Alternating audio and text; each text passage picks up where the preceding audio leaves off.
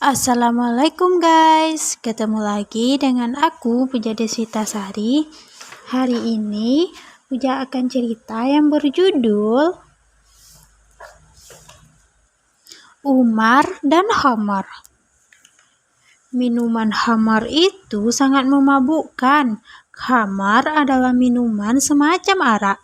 Orang yang meminumnya akan mabuk dan kehilangan sebagian ingatan. Oleh karena itu, khamar itu sangat diharamkan. Juga minuman-minuman sejenis yang mengandung alkohol. Sebut saja Umar bin Khattab, sahabat Rasulullah, sering berjalan-jalan di gang-gang kota Madinah. Di gang-gang itu sering ada pemuda yang minum khamar. Umar sangat keras menghukum orang yang minum khamar. Saat itu, Umar bin Khattab telah menjadi khalifah, yaitu kepala negara Islam. Pada suatu hari, Umar bin Khattab sedang berjalan-jalan di gang. Ada seorang pemuda yang membawa wadah semacam kendi. Wadah itu berisi khamar. Si pemuda memang seorang pemabuk. Hari itu dia baru saja membeli sekendi khamar untuk diminum. Melihat Umar bin Khattab, pemuda itu sangat ketakutan. Ia buru-buru menyembunyikan kendinya di balik bajunya. Namun Umar terlanjur melihatnya. Pada saat itu, menyesallah si pemuda pemabuk. Ia ingin bertaubat, berhenti minum khamar. Tobatnya benar-benar ikhlas, tidak seperti takut kepada Umar bin Khattab. "Apa yang kau bawa itu?" tanya Umar bin Khattab kepada pemuda peminum khamar yang ingin bertaubat itu. Tubuh pemuda itu gemetar karena rasa takut yang memuncak. Ia tahu betapa kerasnya hukuman orang yang meminum khamar. Ini apa? Hardi Umar bin Khattab. Kendi, apa isinya? Kalau bilang khamar, celakalah pemuda itu. Madu, katanya. Umar tidak percaya begitu saja. Coba saya lihat, kata Umar. Pemuda itu terpaksa memberikan kendinya. Tangannya sangat gemetar, wajahnya pucat fasih. Ia hampir-hampir tidak bisa berdiri karena ketakutan. Umar mencabut tutup kendi itu, lalu mencium isi kendi. Ia diam sesaat. Si pemuda tegang dan gugup. Umar mencelupkan ujung jarinya ke dalam kendi. Tersentuh olehnya cairan yang ada di dalam kendi. Umar menarik jarinya dan menjilatnya. "Ya, benar madu," katanya. Umar memberikan kendi itu kepada si pemuda.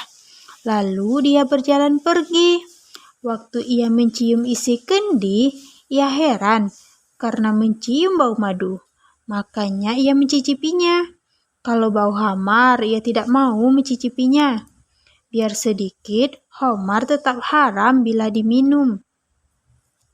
Mengapa khamar itu tiba-tiba berubah menjadi madu? Ini bukan sulap, bukan pula sihir. Allah Maha Tahu, pemuda pemabuk itu benar-benar ingin bertaubat. Taubatnya yang ikhlas diterima oleh Allah. Maka Allah menyelamatkan pemuda itu dari hukuman Umar dengan mengubah khamar menjadi madu. Wallahu alam. Cerita kedua berjudul Kain Pembagian dari Yaman. Kaum muslimin mendapat pembagian kain buatan negeri Yaman.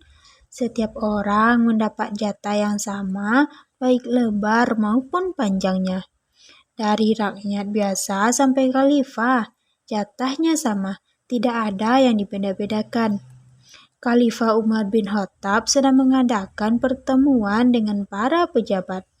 Mereka akan membicarakan masalah gawat yang sedang dihadapi kaum muslimin, yaitu serangan dari dua negara besar yang akan menggempur kaum muslimin.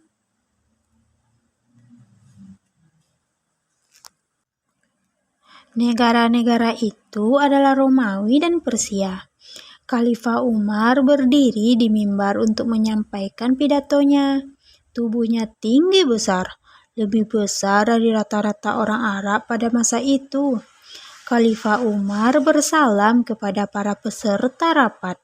Kemudian dia mulai berpidato. Saudara-saudara kaum muslimin yang dimuliakan Allah Subhanahu wa taala, pada saat ini kita sedang menghadapi tidak ada kewajiban bagi kami untuk menaati Anda sebelum Anda menjelaskan tindakan Anda.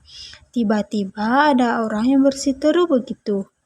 Khalifah Umar menghentikan pidatonya yang baru saja dimulai. Ia menoleh ke arah orang yang berseteru itu. Siapakah dia yang memotong ucapan seorang khalifah? Ternyata Salman Al-Farisi, seorang sahabat Rasulullah yang berasal dari Persia. Khalifah tidak marah sekalipun pidatonya dipotong begitu. Ada apa, sahabat Salman Al-Farisi? Tanya Khalifah Umar. Kemarin kita baru saja menerima kain pembagian dari Yaman. Semua orang mendapatkan jatah yang sama. Saya lihat sekarang Khalifah mengenakan pakaian dari kain itu. Benar. Lalu, kenapa? Tubuh Anda tinggi besar. Anda yang paling tinggi dan paling besar di antara kita. Bagaimana kain itu bisa cukup untuk pakaian Anda? Seharusnya tidak kan? Coba jelaskan kepada kami. Ternyata Salman Al-Farisi curiga terhadap Khalifah Umar. Salman Al-Farisi menduga Khalifah Umar korupsi. Kain bagiannya lebih lebar daripada bagian orang lain sehingga cukup Kain bagiannya lebih besar daripada bagian orang lain sehingga cukup digunakan untuk pakaian bagi tubuhnya yang tinggi besar itu. Dicurigai begitu, Khalifah Umar juga tidak marah. Dia berseru memanggil anak lelakinya yang berada di tempat itu, yang ikut dalam pertemuan. Hai Abdullah, jelaskan kepada saudaramu itu bagaimana kain ini cukup untuk pakaian ayahmu. Abdullah bin Umar pun berdiri. Ia menjelaskan kepada Salman Al-Farisi dan hadirin yang lainnya. Saya juga mendapatkan jatah kain itu. Saya berikan jatah saya kepada ayah sehingga cukup untuk pakaiannya. Oh begitu, Salman puas mendapat keterangan itu. Ia tidak mencurigai Khalifah Umar lagi. Baiklah Khalifah, kata Salman Al-Farisi, sekarang kami akan menaati Anda.